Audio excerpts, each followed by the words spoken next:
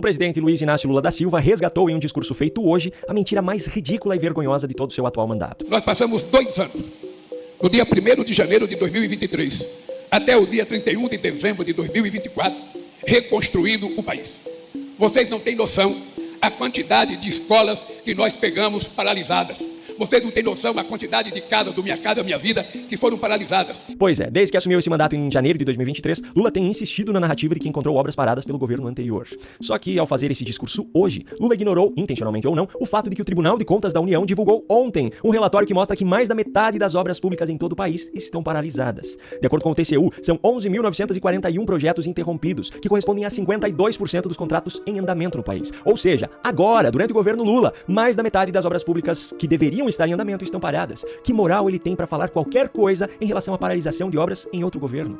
Mas, por incrível que pareça, essa ainda não foi a pior parte dessa argumentação de Lula no discurso. A pior parte foi o que veio logo em seguida. Eu hoje estou inaugurando conjuntos habitacionais que começaram a ser construídos em 2013 e que simplesmente ficaram paralisadas por irresponsabilidade.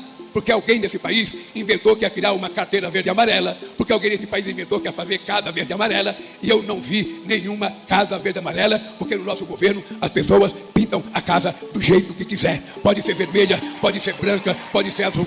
Não, você não ouviu errado. Essa é a terceira vez desde que assumiu esse mandato que Lula diz que casas do programa Casa Verde e Amarela, que foi o programa substituto do Minha Casa Minha Vida durante a gestão anterior, eram todas pintadas de verde e amarelo. Esse programa, por sinal, oferecia para as regiões norte e nordeste do país taxas de juros menores do que as do Minha Casa Minha Vida. Enfim, por mais que pareça óbvio, eu separei aqui uma matéria do site do próprio governo federal, publicada em julho de 2022, que traz uma foto de um conjunto residencial construído pelo programa, que prova que nem mesmo as casas desses conjuntos, onde as casas são padronizadas, eram todas pintadas de verde e amarelo, como Lula diz. E ainda nesse mesmo discurso, Lula deu mais uma demonstração clara da velha filosofia comunista. Chame-os do que você é, acuse-os do que você faz. Porque pobre nesse país é tratado como se fosse invisível.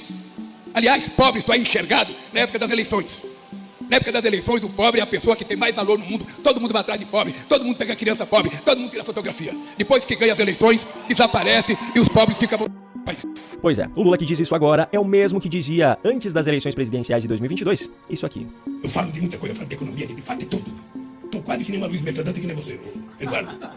Agora, quando é que o povo gosta? É quando eu falo, ó, nós vamos voltar a reunir a família no domingo e nós vamos fazer um churrasquinho. E nós vamos comer uma fatia de picanha com uma gordurinha passada na farinha e tomar uma porra de uma cerveja gelada.